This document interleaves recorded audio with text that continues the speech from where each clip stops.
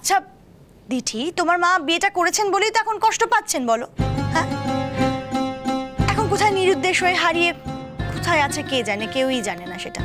আজকে আজকে যে কাণ্ডটা ঘটলো সেটা তো তার দ্বিতীয় স্বামীর জন্য ঘটলো, তাই না?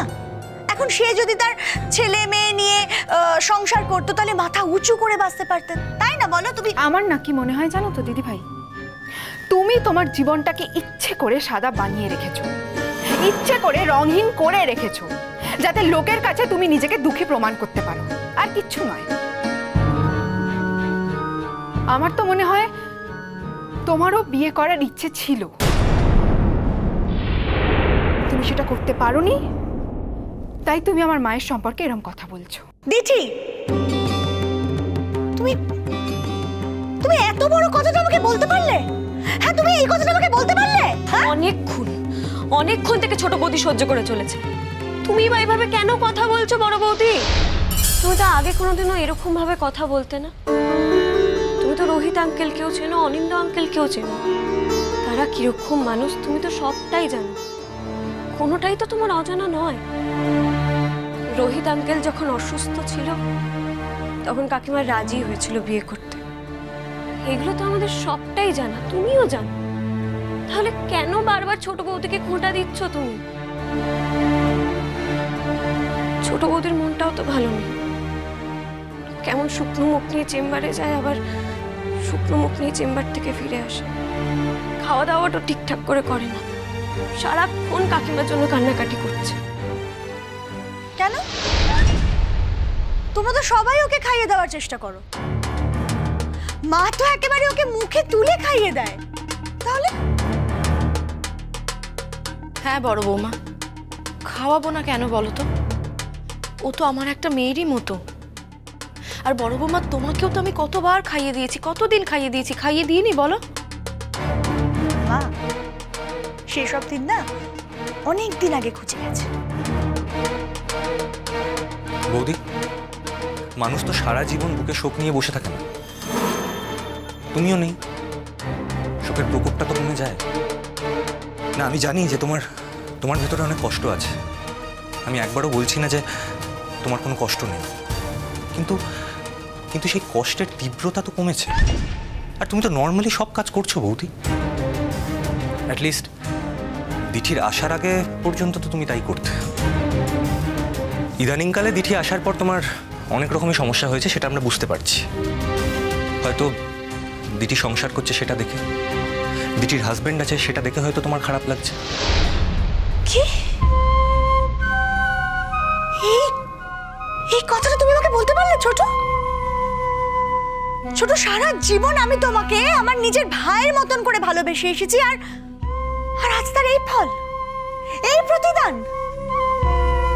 না বৌদি, তুমি আমাকে ছোট ভাইয়ের মতন ভালোবাসো সেটা যেমন সত্যি, তুমি কিন্তু দিঠিকে নিজের প্রতিযোগী করে ফেলেছো। তোমার বারবার মনে হচ্ছে যে দিঠির সব কিছু আছে আর তোমার কিচ্ছু নেই, সেই জন্যই তুমি দিঠির ওপর এত রাগ দেখাচ্ছ। আজকে দিঠির মায়ের এই অবস্থা, বাড়িতে এত বড় একটা বিপর্যয়, কিন্তু তাও তুমি দিঠিকে কোনো সমবেদনা দেখাচ্ছ না। তুমি খালি চেষ্টা করছো দিঠিকে কিভাবে আঘাত করা যায়, সেটা তো ঠিক নয় বৌদি। ঠিক আছে, আমি আমি আমি ঘরে চলে যাচ্ছি গো। আমার অন্যায় হয়ে গেছে এখানে আসা, আমি ঘরে চলে যাচ্ছি। তোমরা না আমাকে তোমাদের কোনো কথাতে আর ডেকো না, বুঝতে পেরেছো তো? আমাকে আর ডাকবেন না, মা বাবা আমাকে আর ডাকবেন না, আমি চলে যাচ্ছি। আমি তো এখন দেখতে পাচ্ছি আমার কোনো স্বাভাবিক কথাও তোমরা নিতে পারছো না। তুমি তো স্বাভাবিক কথা আজকাল আর বলো না বৌমা। দেখো বড় বৌমা, দেখো তুমি যদি দিঠির পাশে থাকতে না, তাহলে হয়তো ওর যন্ত্রণাটা একটু কমতো।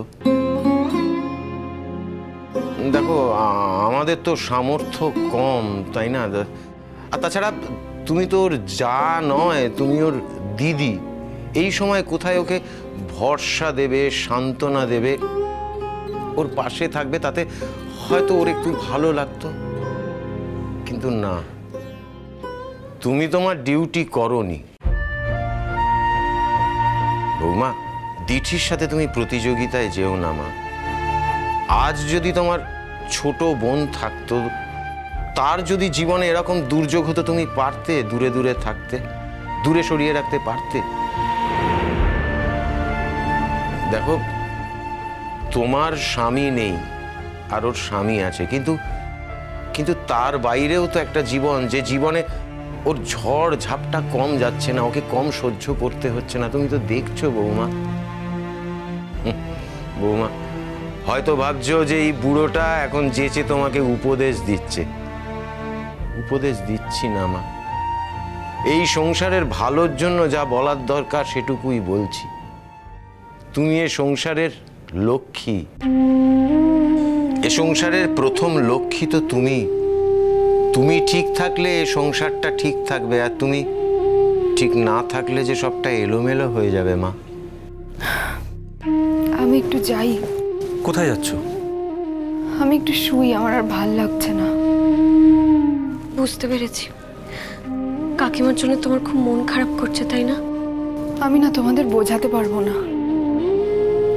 আমার মায়ের সঙ্গে কারোর এত মিল, আমার মায়ের হাঁটা চলার সঙ্গে এতটা মিল, আমি বুঝতে পারছি না।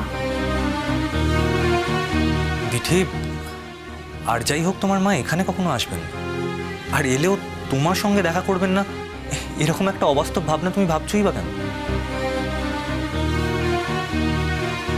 আসলে তুমি সারাদিন মায়ের কথা ভাবছো তো, তাই তোমার এরকম মনে হচ্ছে। এত চিন্তা তুমি করো না দিঠিমা, তুমি দেখো তোমার মা ঠিক ফিরে আসবেন। আমি বলছি তো, আমার কথাটা তুমি মিলিয়ে নিও, ভরসা রেখো আমার উপর মা। দেখো দিঠিমা, তোমার মা যেরকম লড়াকু মহিলা, আমার বিশ্বাস তিনি একা নন, সাথে রোহিত বাবুকে নিয়ে উনি ফিরবেন। সেদিন তুমি আমার কথাটা মনে রেখো। তোমাদের কথাই যেন সত্যি হয়। আমি আর পারছি না, এই অশান্তি, এই টেনশনের মধ্যে দিয়ে যেতে আমি আর সত্যিই পাচ্ছি না। ও হ্যাঁ, ছোটদা ভাই ফাইনালি কমিশনার স্যারের কাছে গিয়েছিল, আমাকে ফোন করেছিল। কমিশনার স্যার বলেছেন যে উনি চেষ্টা করবেন, ওরা আজ থেকেই কাজ শুরু করে দিয়েছে। বাহ, এটা না আরো আগে করা উচিত ছিল। হ্যাঁ, কিন্তু ওরাই বা কি করে বলো? ওর তো দাদার মাথার উপরে আর কেউ নেই, ওই তো সব। ওর মা যখন বারণ করে গেছে। তবে দিঠিমা, তুমি আমার উপর ভরসা রাখো একটু। তুমি দেখো, তুমি তোমার মাকে ঠিক ফিরে পাবে, ঠিক ফিরে পাবে মা। মন খারাপ করো না, একদম মন খারাপ করো না।